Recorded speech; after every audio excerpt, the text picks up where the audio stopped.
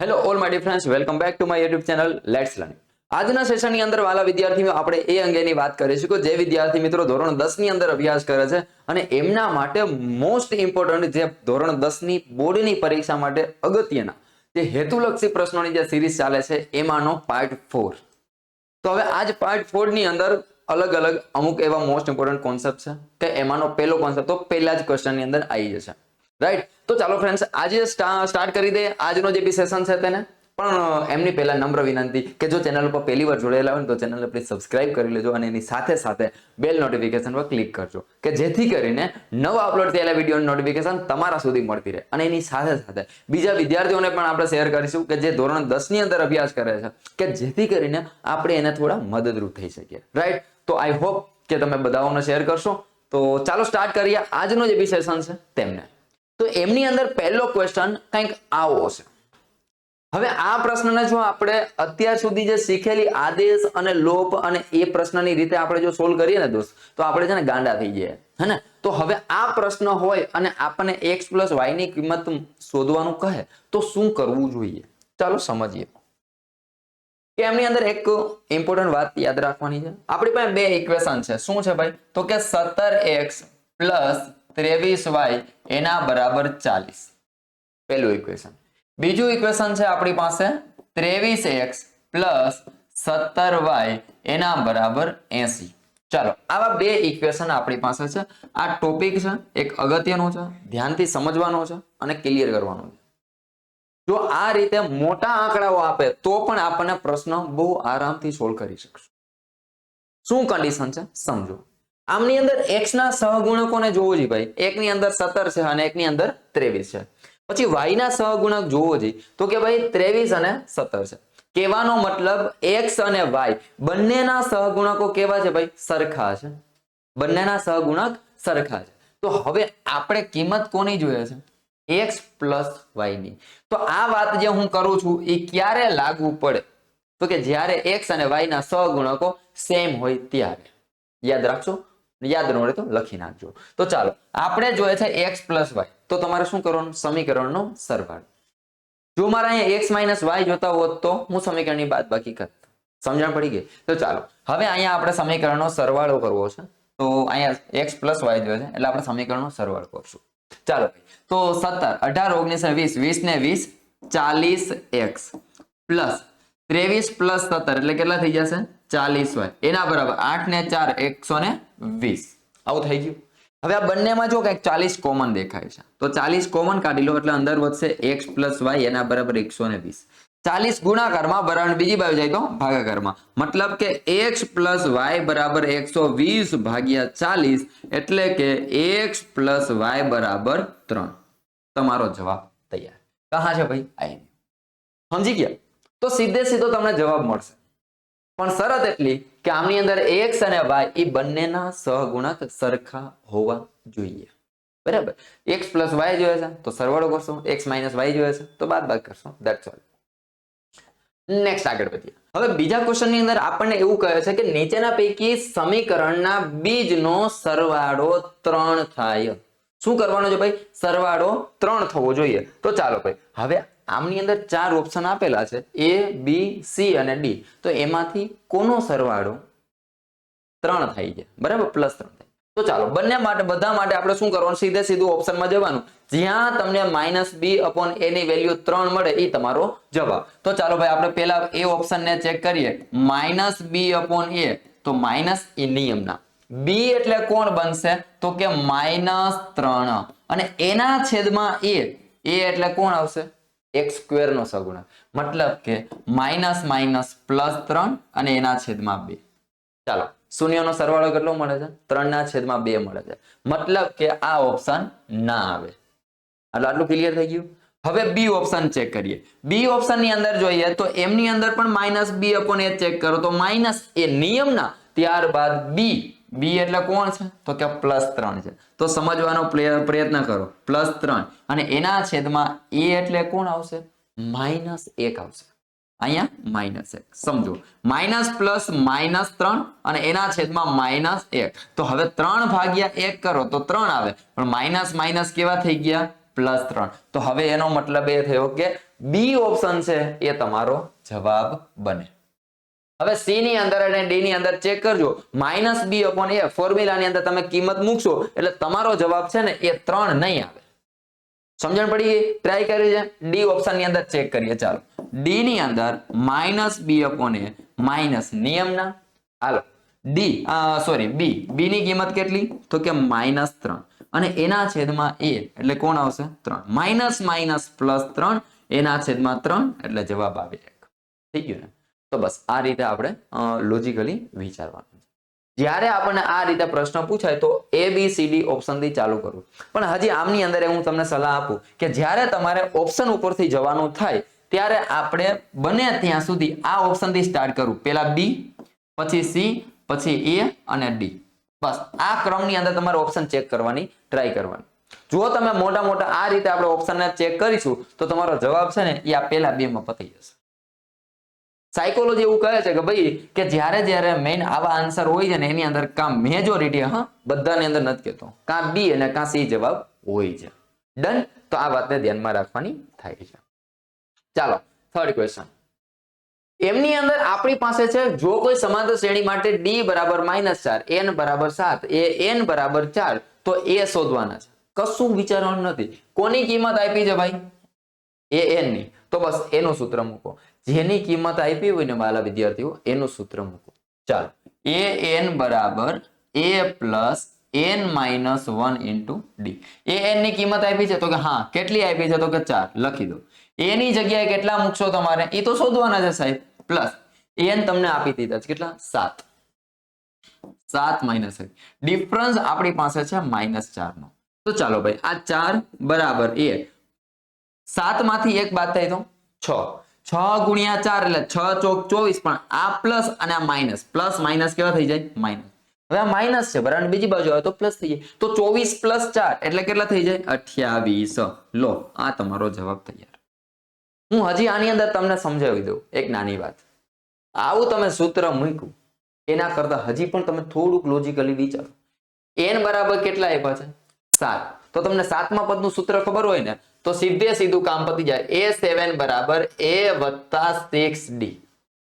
એની કિંમત a7 એની કિંમત તો તમને આપી જ દીધી છે કેટલી 4 યાર બરાબર એની કિંમત કેટલી નથી ખબર વત્તા 6 ગુણ્યા ડિફરન્સ કેટલાનો તો કે -4 નો 6 ચોક 24 આ માઇનસ છે આલી કરાવે તો પ્લસ થઈ જાય તો તમારા જવાબ આવી જાય સીધે સીધો a બરાબર 28. સમજણ પડી? જો આ રીતે તમે કરો તો એક સ્ટેપ ઓછું થઈ જાય. બસ આમાં કઈ લાંબો ફેર પડતો નથી. ચોથો ક્વેશ્ચન. યામ ભૂમિતિ ચેપ્ટર ની અંદર આ એક સૂત્ર એ અગત્યનું છે જે આપણે અંતર સૂત્રની વાત કરી હતી એની સાથે સાથે વિભાજન સૂત્રની વાત કરી હતી એના જેટલું જ અગત્યનું એક સૂત્ર જે છે મધ્ય બિંદુનું સૂત્ર. હવે છે ને આ મધ્ય બિંદુનું સૂત્ર છે ને એને યાદ નહીં રાખવાનું. એક પોઈન્ટ અહીંયા છે એક પોઈન્ટ અહીંયા છે. હવે મારે વચ્ચેનો પોઈન્ટ જોઈએ છે તો શું કરવું પડે બેયનો સરવાળો એને ભાગ્યા 2. તમને કદાચ ખ્યાલ હોય તો આંકડા શાસ્ત્રની અંદર મધ્ય કિંમત શોધતા હતા અને મધ્ય કિંમત શોધવી એનો મતલબ શું એક આપી અધસીમા એક આપી ઉર્ધ્વસીમા અધસીમા ઉર્ધ્વસીમાનો સરવાળો ભાગ્યા 2 કરો એટલે એક્ઝેક્ટ વચ્ચેની સંખ્યા મળી જાય. તો બસ મધ્ય બિંદુની અંદર પણ કંઈક આવું જ છે. તમારી પાસે બે બિંદુ આપ્યા છે. એ બિંદુનું માપ છે યામ છે 5 3 અને બી બિંદુના યામ છે 3 3. હવે એ અને બી નું મધ્ય બિંદુ શોધવું છે તો ચાલો ભાઈ એના મધ્ય બિંદુના યામ x અને y બરાબર x1 + x2/2 અને y1 + y2/2 બંનેનો સરવાળો ભાગ્યા 2. That's all. ચાલો 5 + 3 એટલે 5 ને 3 8 8 ભાગ્યા 2 ત્યારબાદ 3 + 3 એટલે 6 6 ભાગ્યા 2 8 ભાગ્યા 2 કરો તો 4 અને 6 ભાગ્યા 2 કરો તો 3. લો આવી ગયો તમારો જવાબ તૈયાર. ઘણી વાર પરીક્ષામાં આ ટાઈપનો પ્રશ્ન પૂછાય છે બરાબર. તો 4 અને 3 ક્યાં છે જવાબ આયરો સી આન્સર બની જશે તમારો. રેડી? તો મધ્ય બિંદુનું સૂત્ર યાદ રાખવાનું છે x1 + x2/2 and then y1 + y2/2. Next question. આ પ્રશ્ન છે ને એ તમારી ટેક્સ્ટ બુક ની અંદર છે. સ્વાધ્યાયનો પ્રશ્ન છે દોસ્ત બરાબર. તો આ સ્વાધ્યાયના પ્રશ્નને કઈ રીતે સોલ્વ કરીશું સમજો. સિમ્પલ છે. આ બંનેની અંદર તમને શું કોમન દેખાય છે 9 કોમન છે, અહીંયા પણ 9 છે, અહીંયા પણ 9 છે, 9 કોમન, તો અંદર શું આવશે? sec square a minus 10 square a. આવું થાય કે નહીં? હવે તમને જો કદાચ યાદ હોય તો આપણે વાત થઈ હતી કે tan sec 1 plus 10 square theta બરાબર sec સ્ક્વેર થીટા. આવું થાય કે નહીં? હવે આ પ્લસ છે ને ઓલું જાવ એટલે માઇનસ થઈ જાય. કહેવાનો મતલબ કે 1 બરાબર sec square theta minus 10 square theta. તો જ્યાં તમને sec square theta minus 10 square theta દેખાય ત્યાં તમે આ 1 લખી શકો તો કે હા સાહેબ લખી શકાય. તો આ દેખાણા તો 9 ગુણ્યા 1 એટલે 9 એકા 9. તમારો જવાબ તૈયાર. હકીકતમાં હવે દાખલા ગણવાના ના હોય, આને તો અહીંયા ચેક કરવાનું. sec square a minus 10 square a એની કિંમત કેટલી થાય? તો કે 1. આ તો તમારે મનમાં કોમન કાઢી લેવાના. 9 કોમન નીકળી ગયા તો અંદર કેટલા વધ્યા? sec square a minus 10 square a અને એની વેલ્યુ 1 થાય તો 9 એકા 9. તમારો જવાબ તૈયાર. રેડી? આવા પ્રશ્નને આપણે આ રીતે સોલ્વ કરીશું.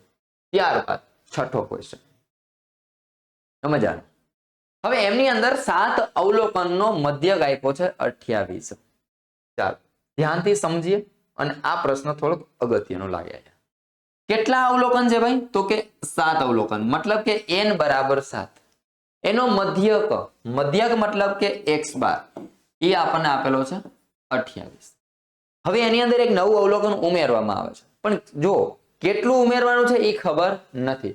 એક અવલોકન ઉમેરતા બધા જ અવલોકનનો જે નવો મધ્યક, ચાલો નવો મધ્યક એ કેટલો આપ્યો છે આપણને? 30. તો નવું ઉમેરેલ અવલોકન શોધો.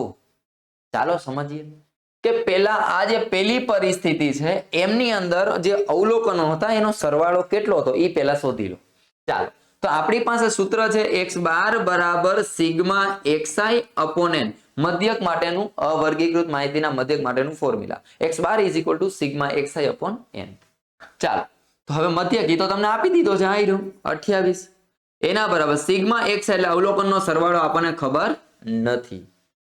છેદમાં n કેટલા? તો કે 7. છેદમાં છે બરાબર બીજી બાજુ જાય તો અંશમાં, મતલબ કે સિગ્મા xi બરાબર 28 ગુણ્યા 7. 7 અઠા 56, 7 દુ 14, 14 ને 5 19, 196. જે પેલી જે પરિસ્થિતિ હતી એની અંદર અવલોકનનો સરવાળો કેટલો હતો ભાઈ? તો કે 196 હતો. ધ્યાનથી સમજજો. હવે નવી માહિતી મુજબ નવો મધ્યક તમને આપેલો છે. હવે એની અંદર એક અવલોકન ઉમેરવામાં આવે છે. સમજો, નવો મધ્યક બરાબર જે જૂના અવલોકનનો સરવાળો હતો એ તો છે જ, એની અંદર આપણે નવું અવલોકન ઉમેરશું. કયું અવલોકન? તો કે મને ખબર નથી એટલે હું કહી દઉં છું ભાઈ x ઉમેરીએ છીએ. શું ઉમેરીએ છીએ ભાઈ? x. અને એના છેદમાં હવે અવલોકનની સંખ્યા જો વધશે. શું કામ ભાઈ? પેલા 7 અવલોકન હતા, હવે અવલોકનની સંખ્યા કેટલી થઈ ગઈ? એક વધારાની આવી એટલે 7 ને 1 8. ચાલો થઈ ગયા કે નહીં? તમને માહિતીનો મધ્યક તો આપી દીધો છે. કેટલો છે? 30. હવે આ છેદમાં છે બરાબર બીજી બાજુ જાય તો અંશમાં એટલે એને ગુણ્યા 8. એના બરાબર 196 ઇઝ ઇક્વલ ટુ x. મતલબ ઉભા રહો, સોરી અહીંયા ગુણાકાર આવશે. અહીંયા શું આવશે? ગુણાકાર. છેદમાં છે બરાબર બીજી બાજુ જાય તો અંશમાં વહી જાય. મજાનો આવી. ચાલો નવો મધ્યક કેટલો છે આપણી પાસે? 30. છેદમાં છે બરાબર બીજી બાજુ એટલે અંશમાં, એના બરાબર 196 પ્લસ x. હવે ડન. હવે આ બેનો ગુણાકાર 8 તેરી ને 24 240. આ પ્લસ છે બરાબર બીજી બાજુ જાય તો માઇનસ એટલે 196 એના બરાબર x. ચાલો ભાઈ કેટલા આવશે? 4 44 અને આની માથે કટ. બસ થઈ ગયું.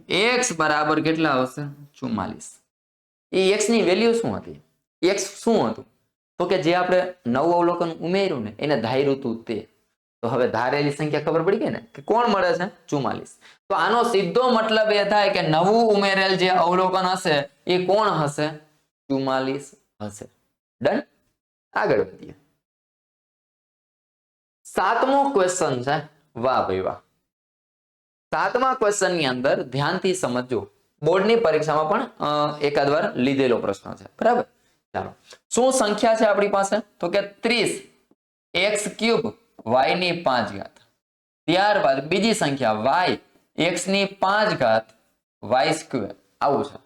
અને આનો તમારે શું શોધવાનો છે ભાઈ? તો કે ગુસા શોધવાનો છે. ગુસાનો મતલબ શું? પેલા તો એક વસ્તુ સમજીએ કે આના અવિભાજ્ય અવયવ પાડો એટલે 10 ગુણ્યા 3 ગુણ્યા x ગુણ્યા x ગુણ્યા x થોડુંક લાંબુ કરીએ. ત્યારબાદ y ગુણ્યા y ગુણ્યા y ગુણ્યા y ગુણ્યા y. ચાલો થઈ ગયું. હવે અહીંયા 10 ગુણ્યા 2 ગુણ્યા x ગુણ્યા x ગુણ્યા x ગુણ્યા x ગુણ્યા x એને ગુણ્યા y ગુણ્યા y. ધ્યાનથી સમજો ગુસા માટેનો કોન્સેપ્ટ અગત્યનો. સાહેબ આવું કરવાની ક્યાં જરૂર હતી? પણ મારે એક નિયમ સમજાવવો છે એટલા માટે. ગુસા મતલબ કે સમાન સંખ્યાનો ગુણાકાર કરવો. સમાન સંખ્યાનો ગુણાકાર મતલબ કે એકવાર લખીને પછી હા સમાન સંખ્યાનો ગુણાકાર. સમજો અહીંયા 10 આવ્યા, અહીંયા 10 આવ્યા ને? બેયમાં 10 આવે ને તો તમારે એકવાર લખવાના. હાલો આ એકવાર લખ્યા એને ગુણ્યા. હવે અહીંયા જુઓ 3 છે પણ અહીંયા ક્યાંય તમને 3 નથી દેખાતા. અહીંયા 2 છે પણ અહીંયા ક્યાંય તમને 2 નથી દેખાતા. તો હવે એવી સંખ્યાઓ ગોતી કાઢો કે જે બેયની અંદર આવતી હોય. ચાલો ભાઈ અહીંયા x અહીંયા x તો લખો x એને ગુણ્યા. અહીંયા x અહીંયા x તો લખો x પાછા. ટૂંકમાં કહેવાનો મતલબ બેયની અંદર કોમન હોય ને એને એકવાર લખી એનો કરવાનો ગુણાકાર. That's all. હજી અહીંયા આ x એટલે કાચો પૂરો ગુણાકાર. આ y એટલે એને ગુણ્યા y. આ y એને ગુણ્યા y. હવે સમજણ પડી ગઈ? આ બે ની જોડી મેં એકવાર લખી, આ બે ની જોડી, આ બે ની જોડી, આ બે ની જોડી, આ બે ની ને આ બે ની. હવે જોઈ લો જેટલી સંખ્યા વધી ને એ એવી બધી સંખ્યાઓ છે કે આની અંદર હોય પણ આની અંદર ન હોય, આની અંદર હોય પણ આની અંદર ના હોય. એટલે હવે એને મેં લખી નહીં. કરવાનો ગુણાકાર 10 x ગુણ્યા x મતલબ x સ્ક્વેર, y ગુણ્યા y એટલે y સ્ક્વેર. મતલબ કે આ સંખ્યા તમારી જે છે એ છે ગુસા. આઈ હોપ સમજાઈ ગયો છે. સેમ વે જો કદાચ આવી રીતે આપણને અવિભાજ્ય સંખ્યાઓ આવી, કોઈ પણ સંખ્યા આપી અને આપણને એનો ગુસા શોધવાનો કહે તો એની અંદર પણ આપણે આવી રીતે અવિભાજ્ય અવયવ પાડવાના અને મેથડ આ જ રીતે સોલ્વ કરી લેવાની. બરાબર છે? તો ચાલો આગળ વધીએ. હવે નેક્સ્ટ ક્વેશ્ચન 8 ની અંદર આપણી પાસે એવું કહે છે કે ભાઈ જો કોઈ બહુપદી p of x માટે y બરાબર p of x નો આલેખ આપેલ છે. કોનો આલેખ આપેલો છે? તો કે y બરાબર p of x નો આલેખ. તો હવે p of x ના શૂન્યો શોધવાના છે. કોના શૂન્ય શોધવાના છે ભાઈ? તો કે p of x ના. ચાલો ભાઈ પોપટલાલની સાથે કોણ છે? તો કે x. મતલબ કે આપણી જે આ રેખા છે એ x અક્ષને કેટલી વાર ટચ કરે છે? તો હવે સમજો તો એ બે શૂન્યો આપે. પેલો પ્રશ્ન આ રેડી. પણ હવે આમની અંદર એમ પૂછ્યું છે કે ભાઈ બે શૂન્યો તો મળશે, વાત 100% સાચી, પણ હવે એ કયા શૂન્યો મળશે એ તમારે શોધવાનું છે. તો હવે સમજો કે એમની અંદર આ કોણ છે ભાઈ? તો કે -2 છે. કોણ છે? -2. હવે આ x અક્ષ ઉપર આ કોણ છે? તો કે +3 છે. મતલબ થયો એવો કે એમની અંદર જે બે શૂન્યો મળશે એ કોણ મળશે? તો કે -2 અને +3. આ તમારો જવાબ બનશે. ચાલો ભાઈ હવે આમની અંદર કોણ છે? -2 અને +3. वो आपका आंसर. રેડી? તો ટૂંકમાં એ એવું પૂછે છે કે ભાઈ x અક્ષને ટચ તો કરે છે પણ કઈ જગ્યાએ ટચ કરે છે એ એનો જવાબ આપો. સમજાઈ ગયું? તો આ રીતે આ પ્રશ્નને સોલ્વ કરવાનો થશે. ત્યારબાદ 9th ક્વેશ્ચન. વાહ ભાઈ વાહ, મજાનો ક્વેશ્ચન આવ્યો. આના ઉપર આપણે પ્રેક્ટિસ પણ કરવાની છે અને ધ્યાનથી સમજી લેવાનું છે. બહુ ઈઝી છે, કોઈ દાખલો ગણવાનો નથી. માત્ર ખાલી તમે જોઈને કહી શકશો કે સાહેબ આની અંદર જવાબ આ આવે. અને જો તમને સમજાઈ જાય ને તો નેક્સ્ટ 2 ક્વેશ્ચન આપું ને એને તમારે મને કોમેન્ટ કરીને જવાબ દેવાનો છે. રેડી? હવે શું કીધું છે ભાઈ? p of a જેમ p of a બાર બરાબર આપ્યું છે 3:2. તમને જેની કિંમત માંગી હોય, કોની કિંમત માંગી છે ભાઈ? તો કે p of a ની. તમારે યાદ રાખવાનું પેલા સાથે પેલું, બીજા સાથે બીજું.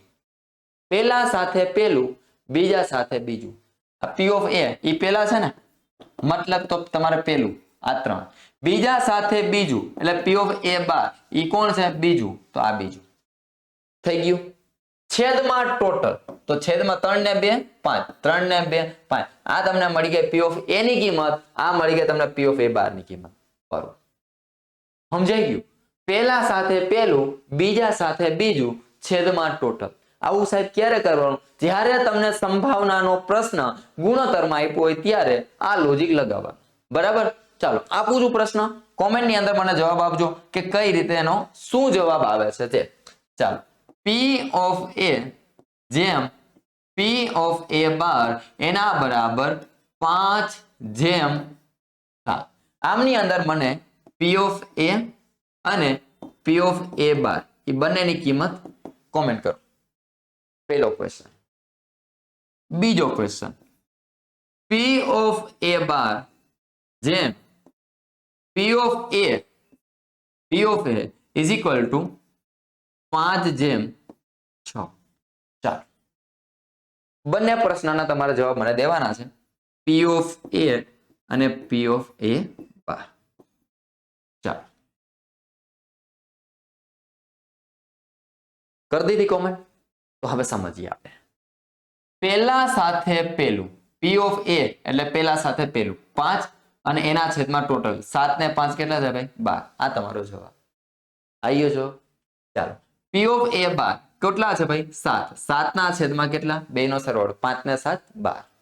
એવી જ રીતે અહીંયા સમજો, P of A એટલે પેલા સાથે પેલું, તમને માત્ર ખાલી પેલી કિંમત માંગે. જો અહીંયા P of A કીધું છે, આગળ પાછળ કરી શકે છે. બરાબર? મેં અહીંયા જાણી જોઈને આવી રીતે મૂકેલું છે. પેલા P of A બાર મૂક્યા છે અને પછી P of A લઈ ગયા છે. અને કદાચ પેપર સેટરને આપણને ખબર હોય કે ભૂલ ક્યાં કરે છે, એટલે એ આપણને જવાબ છે ને P of A નો જ આપશે. બરાબર? એટલે આડા હવળો કરીને જ આપશે, એટલે આપણે તૈયારીમાં જ રહેવાનું. ચાલો ભાઈ, P of A બાર પેલા સાથે પેલું એટલે 5 ના છેદમાં 6 ને 5 11. તો આ પેલો જે જવાબ મળે એ કેનો મળે? P of A નો ન મળે, P of A બાર નો મળે. મતલબ કે 5 ના છેદમાં 11 નો મળે. સમજણ કરી? ભૂલ શું કરે બધા? ત્યારબાદ P of A ની કિંમત કેટલી? તો કે 6 ના છેદમાં 11 આવે. બીજા સાથે બીજું આવે. મોરલ ઓફ ધ સ્ટોરી, પેલા સાથે પેલું, બીજા સાથે બીજું, છેદમાં ટોટલ. આટલું યાદ રાખવાનું. ડન? ચાલો નેક્સ્ટ 10મો ક્વેશ્ચન. વાહ, આમની અંદર આ જે સાઇન આપ્યું છે ને, આને તમારે સમજવાનો છે થીટા. સાઇન થીટા બરાબર 1/2.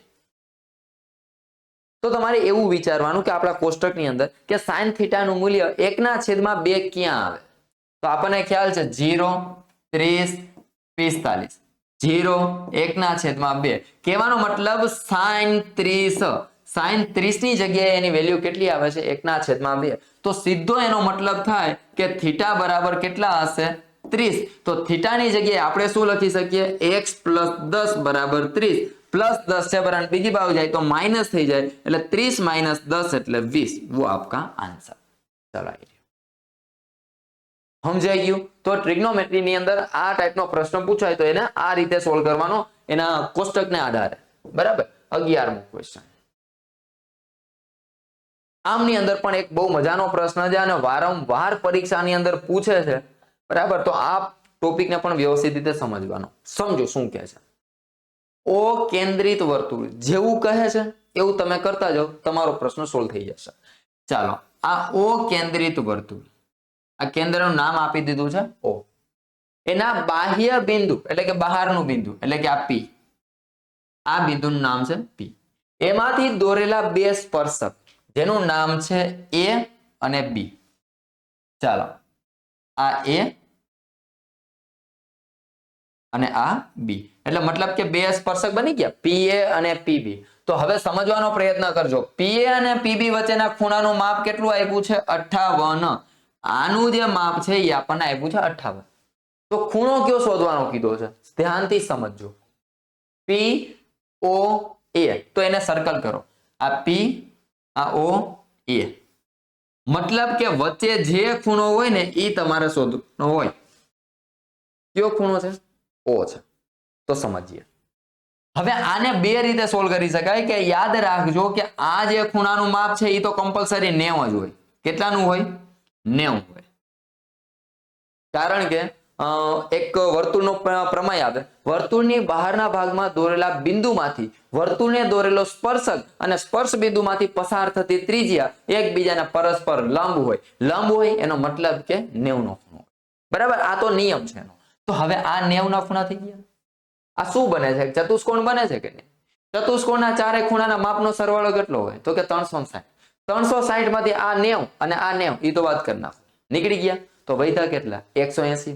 કહેવાનો મતલબ સામ સામેના જે ખૂણા હોય ને એનો સરવાળો 180 હોય, અને જે બે ખૂણાના માપનો સરવાળો 180 હોય ને એને જ કહેવાય પૂરક કોણ.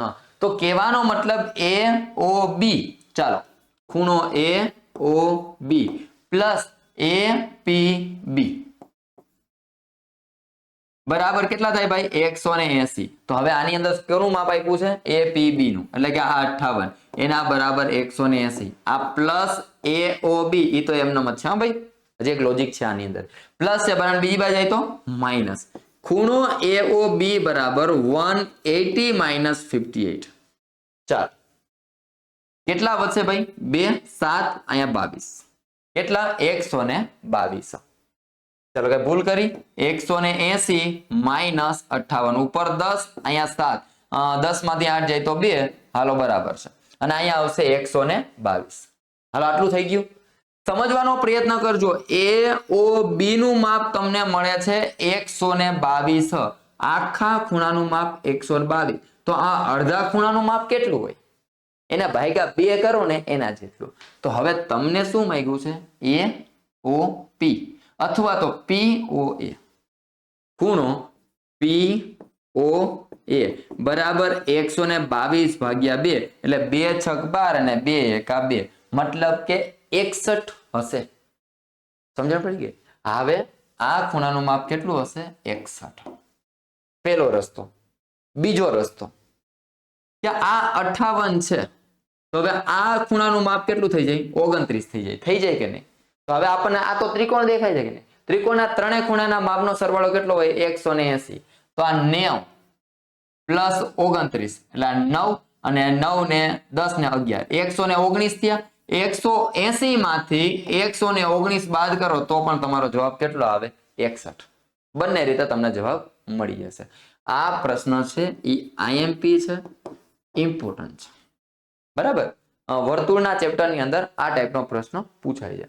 ક્યારેક ક્યારેક તો મજા આવી જાય ને તો 2 માર્કનું ચેપ્ટર છે, સોરી 2 માર્કની અંદર સેક્શન બી ની અંદર પણ આ પ્રશ્ન પૂછી લે.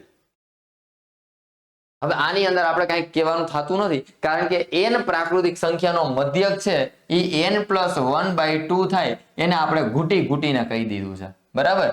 n પ્રાકૃતિક સંખ્યાનો મધ્યક તમારે રાતે શું હોય એ પહેલા પાકું કરી લેવાનું છે. n+1/2 થાય. ત્યારબાદ 63 અને 77 નો ગુસા હમણાં આપણે વાત કરી હતી ને, એ મેં અહીંયા સમજાવ્યું હતું ને, એ એટલા માટે જ સમજાવ્યું હતું. ચાલો આ બંનેનો આપણે ગુસા શોધવાનો છે. તો આ 63 અને 77 અવયવ પાડીએ. 7 9 63 એટલે 7 ગુણ્યા 3 ગુણ્યા 3 થાય કે નહીં? 3 તેરી 9 9 સત્તા ને 63 અવિભાજ્ય અવયવ પડી ગયા. ત્યારબાદ 11 સત્તા 77 શું થાય ભાઈ? 11 સત્તા 77. ગુસાનો નિયમ શું છે ભાઈ? આનો ગુસા શું થાય? તો કે બંનેની અંદર આવતી હોય એવી સંખ્યા એને તમે એકવાર લખો. ચાલો અહીંયા સાથે આવ્યા, અહીંયા સાથે આવ્યા તો એ તમારો શું બને? ગુસા. હવે અહીંયા 3 છે, અહીંયા નથી. અહીંયા 11 છે, અહીંયા નથી. મતલબ કે હવે એ કઈ આવે નહીં. તો તમારો ગુસા બને કોણ? તો કે 7. પ્રશ્ન શું કહે છે કે ગુસા 1 છે, મતલબ કે આપેલ વિધાન કેવું બને? ખોટું. સમજણ પડી? તો ગુસાને આ રીતે શોધવાની પ્રેક્ટિસ ભયંકર રીતે કરી લેવાની કે જેથી કરીને કે 1 માર્કનો પ્રશ્ન પૂછાય ને તો એનો આપણે સીધો ખીચા મારી લેવાનો થાય છે. બરાબર. ગુસા પૂછાય છે. બરાબર. 14મો ક્વેશ્ચન. 14મા ક્વેશ્ચન ની અંદર વાલા વિદ્યાર્થીઓ દ્વિઘાત બહુપદી 3x² + 5x - 2 ના શૂન્યનો ગુણાકાર. હવે આમાં કઈ કહેવા જેવું છે જ નહીં. શૂન્યનો ગુણાકાર એટલે c/a. c મતલબ કે અચળ પદ એનું મૂલ્ય -2 એના છેદમાં a એટલે કે x² નો સહગુણક -2/3. ચાલો છે તો હા, એનો મતલબ એમ કે આપેલ વિધાન કેવું છે ભાઈ? સાચું. ચાલો રેડી. ત્યારબાદ 15મો ક્વેશ્ચન. સમીકરણ. હા સમીકરણ. ચાલો સમીકરણ 49x - 51y બરાબર k મજાનો પ્રશ્ન આવ્યો. આપણે લખવાનું થાય છે 49x માઇનસ 51y એના બરાબર કે. એનો આલેખ ઉગમ બિંદુમાંથી પસાર થાય છે. કેમાંથી પસાર થાય છે ભાઈ? ઉગમ બિંદુ.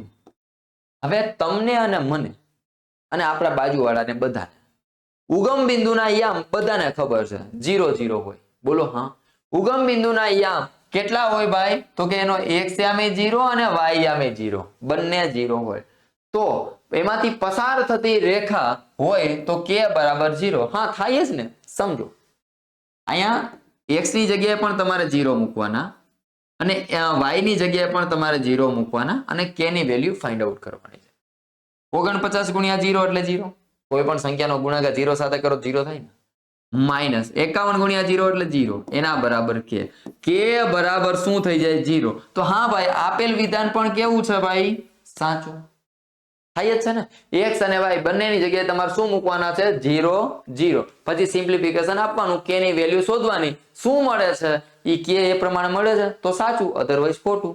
બરાબર. નેક્સ્ટ આગળ વધીએ.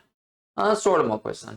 સૂર્ય પશ્ચિમમાં ઉગે તે ઘટનાની સંભાવના -1 છે.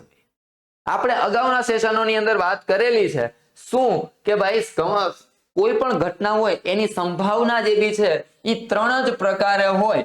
કાં ધન હોય, બરાબર, કાં +1 હોય અને કાં પછી શૂન્ય એટલે કે 0 હોય અને કાં પછી 0 થી 1 ની વચ્ચે હોય. ક્યાંય અહીંયા એવું બોલવામાં નથી આવતું કે સંભાવનાનું મૂલ્ય ઋણ પણ હોઈ શકે. પોસિબલ જ નથી. હે ને? તો આ જે ઘટના છે એની સંભાવના છે એ કેટલી હોય ભાઈ? સૂર્ય પશ્ચિમમાં ઉગે. કોઈ દિવસ ઉગે ભાઈ? ના ઉગે. ના ઉગે મતલબ કે ઇમ્પોસિબલ, મતલબ કે અશક્ય. અશક્ય ઘટનાની સંભાવના કેટલી હોય? 0 હોય, કે માઇનસ હોય નહીં. અને એટલા માટે આપેલ વિધાન છે એ કેવું બને? તો કે ખોટું. હાલો રેડી છે? આગળ વધીએ 17મો ક્વેશ્ચન. હા, હવે આની અંદર ઘણા વિદ્યાર્થીઓ આ ટાઈપનો પ્રશ્ન મેં બીજી વાર રિપીટેશનમાં લીધો. શું કામ? કારણ કે બધા વિદ્યાર્થીઓ અહીંયા ભૂલ કરે છે. તો હવે આપણો વિદ્યાર્થી ભૂલ ના કરે એવું આપણે કરવાનું છે.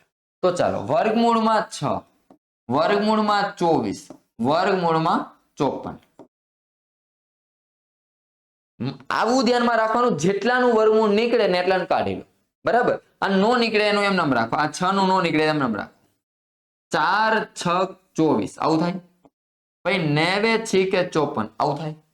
જેનું નીકળે એનું કાઢો. આ 6, 4 નું વર્ગમૂળ 2 વર્ગમૂળમાં 6, 9 નું વર્ગમૂળ 3 વર્ગમૂળમાં 6. હવે તમને ડિફરન્સ આમ હે ને આમ પોખરીને કહેતો જાઉં, હું આટલો છું, હું આટલો છું. જોઈ લો, સામાન્ય તફાવત શોધવાનો કે છે 1 √6, 1 માંથી 2 બન્યા, 2 માંથી 3 બન્યા. મતલબ કે સીધો ખબર પડી ગઈ કે સામાન્ય જે તફાવત છે એ કેટલાનો છે? √6 નો છે. 1 √6. 2 √6 હોય એમાંથી તમે 1 √6 બાદ કરી નાખો તો વધે શું? 1 √6. આવો જવાબ. ચાલો રેડી? સમજાય? આગળ વર્તુળ અને સ્પર્શકના સ્પર્શ બિંદુના સામાન્ય બિંદુને શું કહેવાય? સમજો એ શું કહે છે. આ વર્તુળ અને એનો સ્પર્શક એટલે આ એનો સ્પર્શક, એ બંનેનું એક સામાન્ય બિંદુ. સામાન્ય બિંદુ એટલે શું? વર્તુળ ઉપર તમે હાથ ફેરો તો પણ આવે, સ્પર્શક ઉપર હાથ ફેરો તો પણ આવે. તો એ બિંદુ કોણ? તો કે આ બિંદુ. તો એ જે બિંદુ છે ને એ બિંદુનું નામ છે સ્પર્શ બિંદુ. શું કહેવાય ભાઈ એને? સ્પર્શ બિંદુ. તો એ તમારો જવાબ બનશે. ખ્યાલ આવી ગયો? યાદ ન રહે તો એક સ્ક્રીનશોટ લઈ લેજો, યાદ રાખજો અને પાકું કરી લેજો.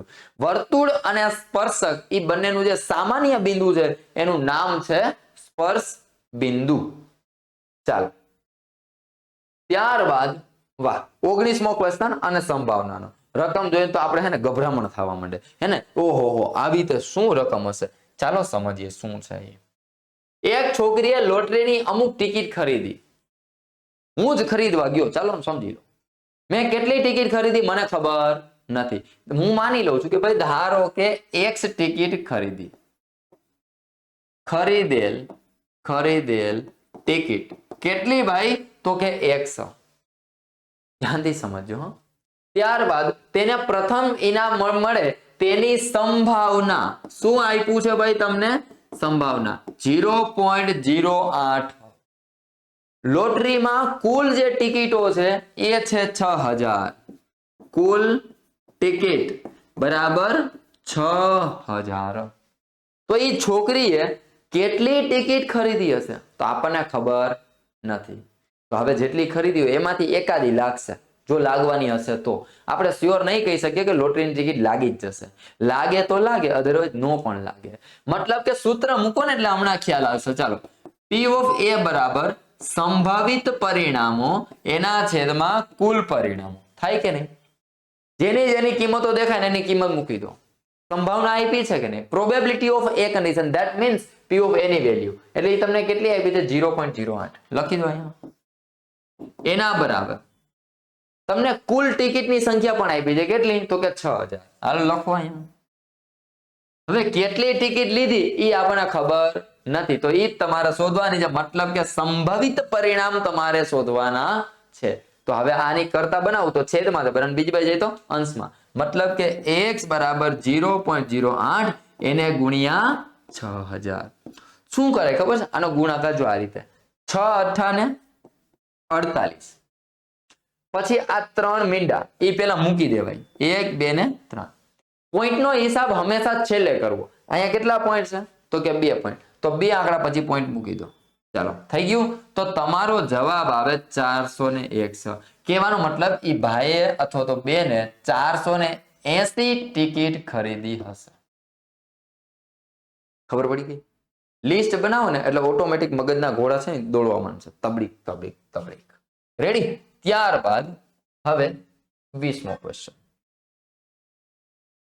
ચડતા ક્રમે ગોઠવેલા અવલોકનો 8, 12, 17, x, 25 અને 28 નો મધ્યસ્થ 20 હોય તો x ની કિંમત શોધી કાઢો. ચાલો શોધીએ. પેલા તો એ ચેક કરવું પડે, મધ્યસ્થ શોધવાનો કીધો હોય તો નાનું સૂત્ર કે મોટું સૂત્ર? જો એકી સંખ્યા હોય, અવલોકનની સંખ્યા એકી હોય તો તમારે નાનું સૂત્ર મૂકવાનું. મતલબ કે m બરાબર n + 1/2 મૂ અવલોકન. રેડી?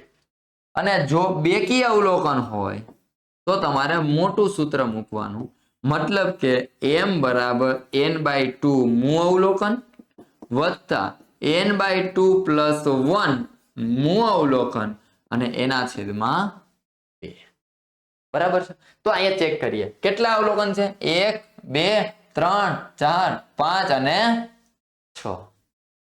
6 અવલોકન છે. તો કયું સૂત્ર આવશે? આ મોટું. 6 મતલબ કે બેકી સંખ્યા કહેવાય એટલા માટે. તો 6/2 એટલે કોણ? તો કે 3મું અવલોકન વત્તા 3/3 + 1 એટલે 4મું અવલોકન અને એના ભાગ્યા કેટલા? 2. ચાલો ભાઈ ચેક કરો તો. ચડતા ક્રમમાં ઓલરેડી ગોઠવીને જ આપ્યા છે. 1 2 ને 3. 3મું અવલોકન 17 વત્તા 4મું અવલોકન x અને એના છેદમાં કેટલા? 2. માહિતીનો મધ્યસ્થ તો તમને ઓલરેડી આપી દીધો છે. શું કરવાનું છે? કશું કરવાનું નથી. છેદમાં છે, બરાબર, બીજી બાજુ આવે તો અંશમાં. 20 દૂને કેટલા થઈ જાય? 40. 40 ઓલા +17 છે, બરાબર, બીજી બાજુ આવે તો માઇનસ થઈ જાય. તો હવે 40 માંથી 10 કાઢો એટલે 30. 30 માંથી પાછા 7 બાદ કરો એટલે 23. મતલબ કે x બરાબર તમારો જવાબ આવે 23. તો આમની અંદર જે x હશે, x બરાબર વેલ્યુ બની જશે 23. ચાલો બરાબર. 30 ને 7 બરાબર છે. ચાલો 23. નેક્સ્ટ 21મો ક્વેશ્ચન. વાહ, ફોર્મ્યુલા આયા.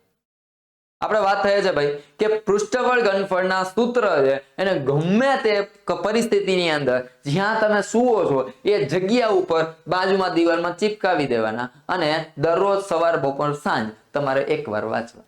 બરાબર? ડોક્ટર હોય એ પ્રિસ્ક્રિપ્શનમાં લખી આપે.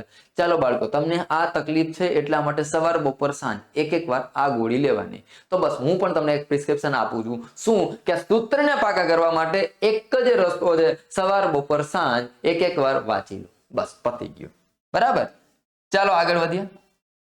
ગોળાની વક્ર સપાટીનું ક્ષેત્રફળ. હવે કઈ કહેવાની જરૂરિયાત જ નથી, સીધી ખબર પડી જાય. 4πr² આવે. તો પેલાની અંદર એનો જવાબ શું આવે? તો કે આન્સર સી, મતલબ કે 4πr². ત્યારબાદ નળાકારની વક્ર સપાટીનું ક્ષેત્રફળ કદાચ જો આમની અંદર એક લોજિક છુપાયેલું છે, જોઈ લો. આ શું છે? એનું ઘનફળ છે અને આ શું છે? એનું ક્ષેત્રફળ છે. તો આખું ગામ છે ને એ આમાં જ લોચો મારે છે અને એટલા માટે પેપર સેટર છે ને એ હોશિયાર છે અને એટલા માટે બે ભેગા આવે છે. શું કામ? જેથી કરીને કે તમે ભૂલ કરો ત્યાં જ કરો ભૂલ, હે ને, એટલા માટે. તો નળાકારની વક્ર સપાટીનું ક્ષેત્રફળ, એનો જવાબ આવશે 2πr_a. ઓલું તો શું છે? ઘનફળ છે. તો આવી રીતે પ્રશ્નને સોલ્વ કરવાનો જેથી કરીને કે તમારે ગોખવું ના પડે. બરાબર. નળાકારનું ઘનફળ મતલબ કે πr². ખુલ્લા નળાકારની વક્ર સપાટીનું ક્ષેત્રફળ મતલબ કે 2πr. તો સાહેબ બંધ કીધું તો 2πr કૌંસની અંદર h + r. ડન. હાલો આગળ વધીએ. વૃત્તખંડ. આની અંદર આપણે એક વાતને સમજીએ. વૃત્તખંડનો મતલબ શું થાય? કોઈ આ એક વર્તુળ છે, આ વર્તુળનું કેન્દ્ર છે, આ એની બે ત્રિજ્યાઓ છે અને એમાંની આ એક એની જીવા છે. વૃત્તખંડ આમાં કહેવાય કોને? તો ચાલો આપણે રેડ પોર્શન જે તમને દેખાય છે, ચાલો આવડો આ જે ભાગ દેખાય છે તે, હવે આ ભાગને કહેવાય વૃત્તખંડ. ચાલો ખબર પડી ગઈ? હવે તો આમની અંદર ઓપ્શન વાંચીએ એટલે તમને ખ્યાલ આવી જાય. આ જે બી છે એ ત્રિજ્યાઓ છે, આ જે બી છે એ લઘુચાપ છે, આ વર્તુળ છે. ચાલો વર્તુળના પરિઘનો એક ભાગ, ના ભાઈ વર્તુળના પરિઘનો એક ભાગ નથી. વર્તુળના પરિઘનો એક ભાગ હોય ને તો એની અંદર ચાપ હોય. ચાલો પણ આમની અંદર ચાપ સિવાયનો અંદરનો એરિયા આવે છે એટલે ન ચાલે. જીવા અને તેમના બંનેમાંથી કોઈ પણ ચાપ વચ્ચેનો પ્રદેશ. હા, આ મજાની વાત છે. આ એક તમારી જીવા, ચાલો આ જીવા અને બંનેમાંથી કોઈ પણ એક ચાપ, કાં લઘુચાપ અને કાં પછી ગુરુચાપ, બંને ચાપમાંથી કોઈ પણ ચાપ વચ્ચેનો પ્રદેશ. તો હાલો ભાઈ આ વચ્ચેનો પ્રદેશ. તો આ જે ભાગ છે આને શું કહેવાય? વૃત્તખંડ. મતલબ કે સીધે સીધી આપણને ખ્યાલ આવી ગઈ, પહેલાની અંદર જવાબમાં આવશે બી. તો હવે સાહેબ વૃતાંશ કોને કહેવાય? વૃતાંશ માટે વાલા વિદ્યાર્થીઓ, આ તમારું વર્તુળ, બે ત્રિજ્યા વચ્ચે ઘેરાયેલો પ્રદેશ બધો આવી જાય. હા, આ બે ત્રિજ્યા વચ્ચે ઘેરાયેલો જે પ્રદેશ છે ને બધું આવી જાય. ચાલો બે ત્રિજ્યાઓ અને વર્તુળની ચાપ એટલે કે આવડો એની વચ્ચે ઘેરાયેલો જે પ્રદેશ છે એને શું કહેવાય? તો કે વૃતાંશ. રાઈટ.